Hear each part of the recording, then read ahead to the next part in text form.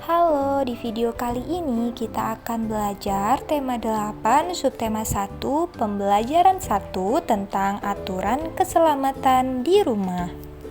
Semuanya sudah siap belajar?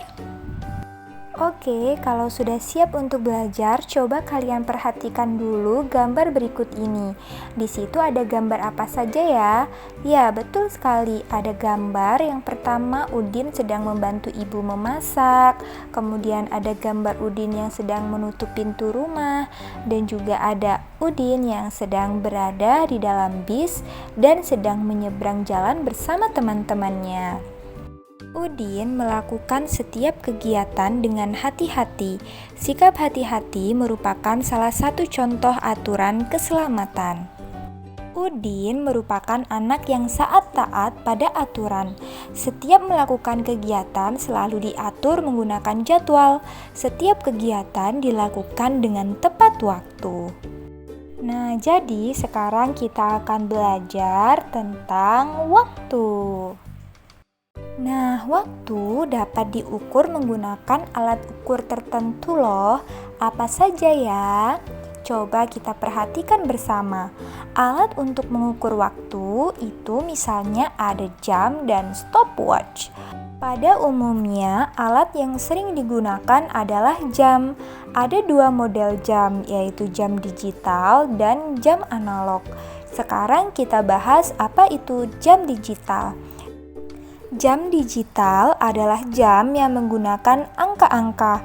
Angka tersebut menunjukkan waktu. Misalnya, jam tersebut menunjukkan angka 0245 yang berarti bahwa jam tersebut menunjukkan pukul 2:45. Kemudian ada jam analog. Jam analog yaitu jam yang menggunakan jarum untuk menunjukkan waktu. Jarum menunjukkan pada angka-angka yang terletak pada jam. Jam analog sering kita temui ada di sekolah, ada di rumah, atau di tempat-tempat lainnya. Yang terakhir ada stopwatch. Stopwatch adalah alat ukur waktu yang dibutuhkan dalam melakukan kegiatan yang memiliki ketelitian sampai tingkat detik. Biasanya digunakan dalam olahraga. Selanjutnya kita akan belajar satuan baku waktu. Satuan baku untuk besaran waktu adalah sekon atau sering kita sebut detik. Dari satuan sekon dapat ditetapkan satuan lainnya seperti menit, jam, dan hari. 1 menit sama dengan 60 sekon atau 60 detik. 1 jam sama dengan 60 menit dan 1 hari sama dengan 24 jam. Oleh karena itu, 1 hari dapat disimpulkan sama dengan 86.400 sekon atau 86.400 detik. Pada jam analog terdapat 2 jarum. Jarum pendek menunjukkan satuan jam dan jarum panjang menunjukkan satuan menit. Jarum panjang berputar 1 kali putaran selama 1 jam, sedangkan jarum pendek bergerak 1 angka selama 1 jam. Nah, sekarang kita akan belajar membaca jam. Coba kalian perhatikan gambar jam di berikut ini. Untuk gambar jam yang pertama, ingat ya, jarum pendek itu warna merah dan jarum panjang itu warna hijau.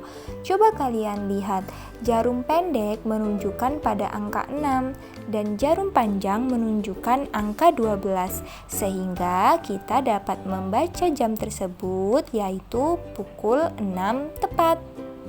Kemudian untuk gambar jam yang kedua, jarum pendek menunjukkan angka 7 dan jarum panjang menunjukkan angka 12 sehingga kita baca pukul 7 tepat. Kemudian gambar jam yang terakhir, jarum pendek menunjukkan angka 11 dan jarum panjang menunjukkan angka 12. Jadi kita dapat baca yaitu pukul 11 tepat.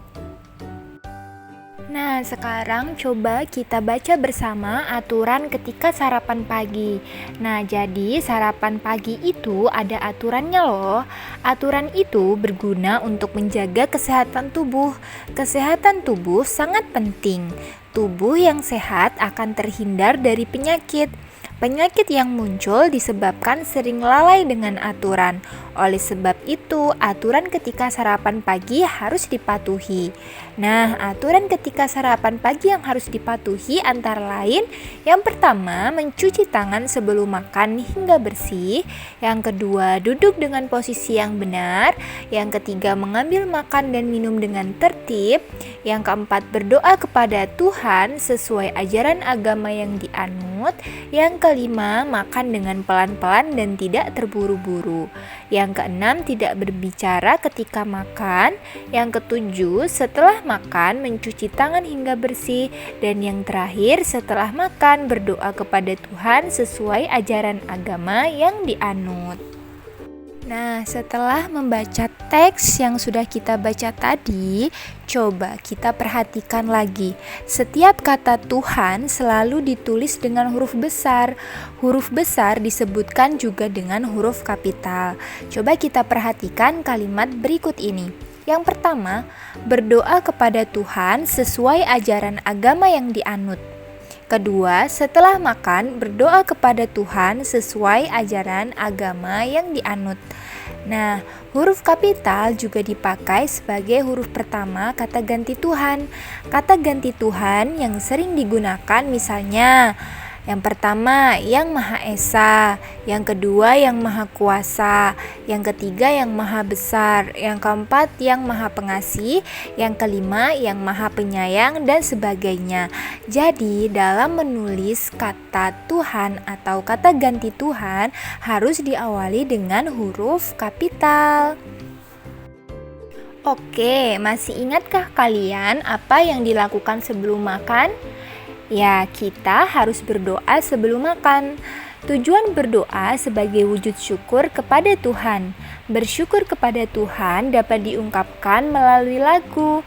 Misalnya lagu Terima Kasih Ya Tuhan. Sudah ada yang pernah mendengar lagu Terima Kasih Ya Tuhan? Nah, kita akan belajar bersama ya. Nah, sebelumnya lagu dapat dinyanyikan dengan tekanan nada kuat dan nada lemah. Nah, tanda lebih dari berarti tekanan nada dari kuat perlahan-lahan melemah. Nah, kalau tanda kurang dari berarti tekanan nada lemah dan lama-lama menjadi kuat.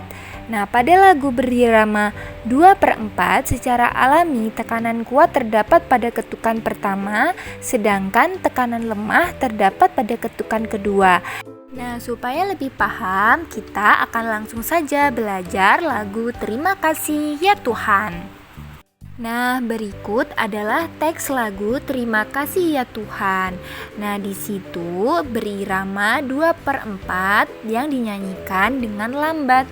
Nah, lagu Terima Kasih Ya Tuhan ini merupakan ciptaan dari A.T. Mahmud. Nah, coba kalian perhatikan di situ. Ada tanda kurang dari dan tanda lebih dari.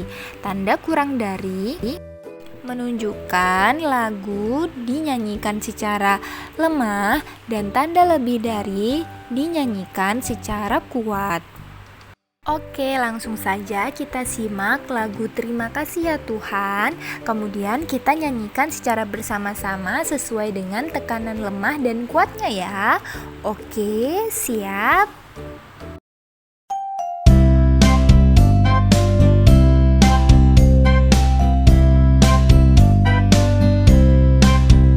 Terima kasih ya Tuhan atas kasih sayang-Mu, atas kasih sayang-Mu. Terima kasih ya Tuhan. Terima kasih ya